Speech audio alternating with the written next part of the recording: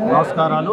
ఈ రోజు రాష్ట్ర వ్యాప్తంగా స్పష్టమైన మార్పు ప్రజల్లో కనిపిస్తుంది। 5 సంవత్సరాలుగా జగన్మోహన్ రెడ్డి దుష్ట పరిపాలన చూసి విసిగి వేసారి పొరపాటు చేశాం, ఒక్క ఛాన్స్ అని చెబితే అవకాశం ఇచ్చాం, కానీ ఈ రోజు ఈ రాష్ట్రాన్ని అధోగతి పాలు చేశాడు, అప్పుల పాలు చేశాడు, ఉద్యోగ అవకాశాలు లేకుండా చేశాడు, అభివృద్ధి లేకుండా చేశాడు।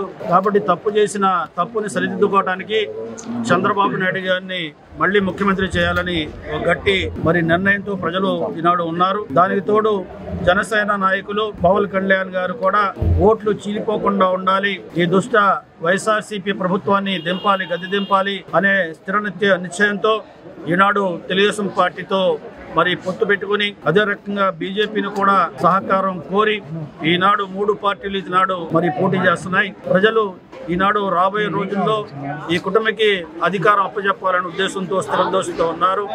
ఇప్పుడు జరుగుతున్న సర్వేల ప్రకారంగా చూసుకుంటే అన్ని సర్వేల్లో కూడా తెలుగుదేశం పార్టీ, జనసేన బీజేపీ మద్దతుతో రేపు అధికారంలో రాబోతుందని స్పష్టంగా ఈనాడు చెబుతున్నారు। కాబట్టి రేపు తెలుగుదేశం పార్టీ అధికారంలో రాబోతుంది, ఓడిపోతామనే భయంతో ఈనాడు వైఎస్ఆర్సీపీ వాళ్ళు బీజేపీని బూచిగా చూపెట్టి ముస్లిం ఓట్లని గుంజుకోవాలి, లాక్కోవాలని ప్రయత్నం చేస్తున్నారు। ఒకసారి ముస్లింలు గతంలో 2019లో ఓటేసి మోసపోయారు, మళ్ళీ ముస్లింలు మరోసారి మోసపోవడానికి సిద్ధంగా లేరనే విషయాన్ని జగన్మోహన్ రెడ్డి గారు గుర్తించాలి। గతంలో ముస్లింలు మద్దతు పలికితే ముస్లింలకు వ్యతిరేకమైన చట్టాలని ఆనాడు రాజ్యసభలో కానీ లోక్సభలో కానీ బలపరిచి ఆ చట్టాలు, ఆ బిల్లులు చట్టాలు కావడానికి సహకరించింది జగన్మోహన్ రెడ్డి గారి విషయాన్ని సందర్భంగా గమనించాలి। ఈనాడు రాష్ట్రంలో ప్రజలందరూ కూడా గుర్తించారు, ఈ రోజు వైఎస్ఆర్సీపీ బీజేపీతో జతకట్టి బీజేపీకి తొత్తుగా మారి కేసుల భయంతో, కేసుల్లో మళ్ళీ ఇరికిస్తారేమో, మళ్ళీ జైలుకు పంపిస్తారనే భయంతో ఈనాడు 40 లక్షల కోట్ల రూపాయలు కుంభకోణం చేశారు, అవినీతికి పాల్పడ్డారని సిబిఐ వాళ్ళు కేసు పెడితే దాంట్లో 16 నెలల జైల్లో ఉండి ఈనాడు బెయిల్ మీద ఉన్న వ్యక్తి ఈ బెయిల్ ఎక్కడ రద్దు చేస్తారని కేంద్ర ప్రభుత్వానికి దాసం అయి ఆ బెయిల్ రద్దు కాకుండా ఉండటానికి ఈనాడు కేంద్రంలో అన్ని బిల్లులకి సహకారం అందిస్తున్న విషయాన్ని ఈనాడు ముస్లింలు గమనిస్తున్నారు।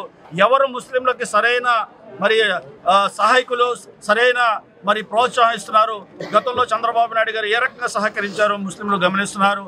గతంలో చంద్రబాబు నాయుడు గారు 15 ప్రతిష్టాత్మకమైన పథకాలు ఆనాడు అమలు చేసి చూపెడితే 5 సంవత్సరాలు సుమారుగా 3,500 కోట్ల రూపాయలు ముస్లింల సంక్షేమం కోసం, వికాసం కోసం ఖర్చు పెడితే ఈనాడు వైఎస్ఆర్సీపీ ఒక్క పైసా కూడా ముస్లింల సంక్షేమం కోసం ఆనాడు చంద్రబాబు నాయుడు గారు అమలు చేసిన 15 పథకాలకు ఒక్క పైసా కూడా ఖర్చు చేయలేని వైనాన్ని కూడా ఈనాడు ముస్లింలు గమనించారు।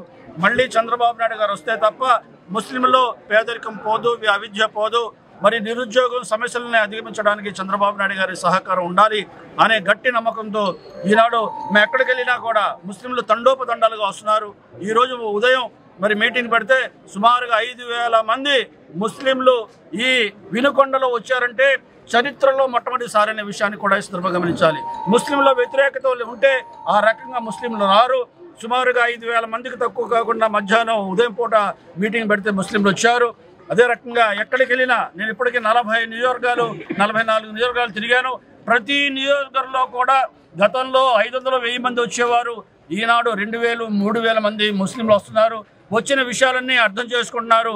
అందరితో పాటు రాష్ట్రంలో వివిధ కులాల మతాలకు చెందిన వాళ్ళు ఏ రకంగా అయితే తెలుగుదేశం పార్టీ రావాలి, ఈ ప్రభుత్వం పోవాలని ఏ రకంగా కోరుకుంటున్నారో అదే రకంగా ముస్లింలు కూడా ఈ రాష్ట్రంలో చంద్రబాబు నాయుడు ప్రభుత్వం రావాలి అని గట్టిగా కోరుకుంటున్నారనే దానికి ఈనాడు ఉదయం నిర్వహించిన ముస్లింల యొక్క ఉపవాసం దీక్షలో ఉన్నారు, భోజనం కోసం ఎవరు రాలేదు, ఉపవాస దీక్షలో ఉండి కూడా సుమారుగా 3,000 మంది ఈనాడు కృష్ణదేవరాయలు గారు, అదే రకంగా వినుకొండ ఆంజనేయులు గారు వీరు సమక్షంలో వాళ్ళు వచ్చి 3 గంటలు కదలకుండా కూర్చొని చెప్పింది ఉన్నారు। వాళ్ళు కొన్ని డౌట్స్ అడిగితే ఆ డౌట్స్ నివృత్తి చేసాం, వాళ్ళెంతో సంతృప్తికరంగా మేము తెలుగుదేశం పార్టీకి మద్దతు పలుకుతా ఉన్నారు అనే విధంగా వాళ్ళు సహకారం అందిస్తారనే విధంగా సంతృప్తి పొందారనే విషయాన్ని కూడా ఈ సందర్భంగా గమనించాలి।